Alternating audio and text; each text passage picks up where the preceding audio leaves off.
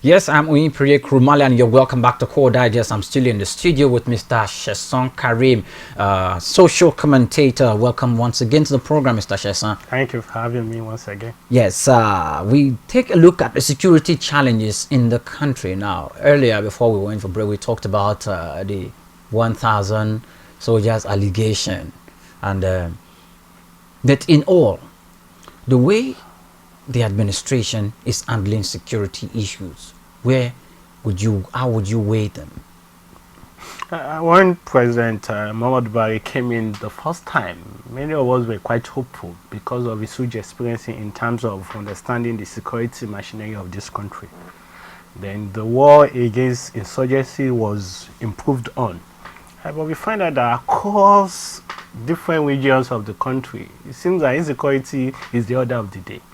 I think yesterday the northwestern governors came together in Katsina with representatives from Plateau, Niger, and Taraba to discuss on what is really happening in that region.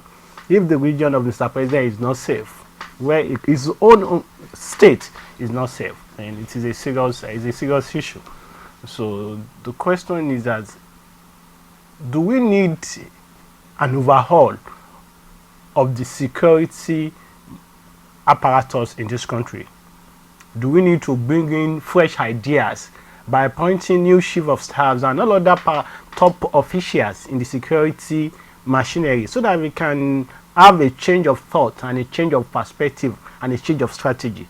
Because what we are doing is not working for us. Okay, now let's look at it from this perspective.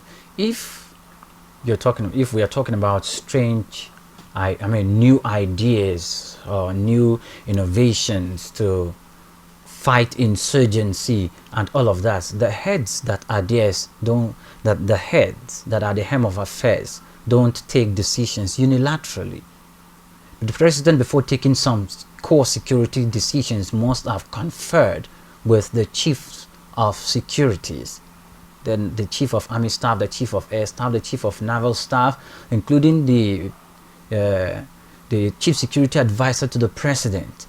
They would have met together, discuss the issue before they take decision. Don't you think that's still another forum for them to bring in through those forums they've actually brought in new ideas? Must we really change before we get new ideas? Because even when you change, those people are also in the military, who are in one way or the other in their capacity advising the chief of defense staff and the chief of army staff on what's on ground and how it needs to be done. Of course, they are bringing their fresh ideas to this. The thing about fresh ideas, because we need to change ministers, a lot of people said it's not really the core of what is going on.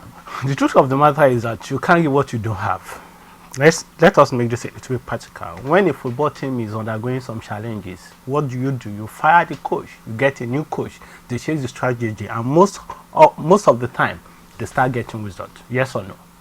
Because leadership is key.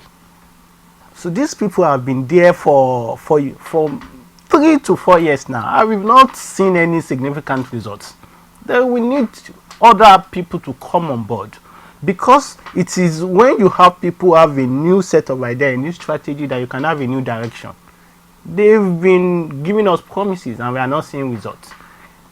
And you can't give, like I said, you can't give what you don't have. So I strongly believe that the president needs to look inward and perhaps change some of his key security chiefs and see whether they can come up with fresh ideas, and perhaps we can be able to be on top of the situation, because we need to raise our game when it comes to security in this country. The security of lives and property is the #1 duty of the government to the people, and without peace there can't be progress, there can't be development, there can't be advancement.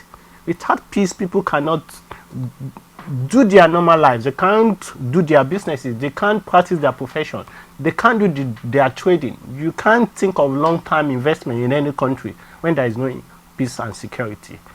And it is important for the government to have the right people to take those critical decisions.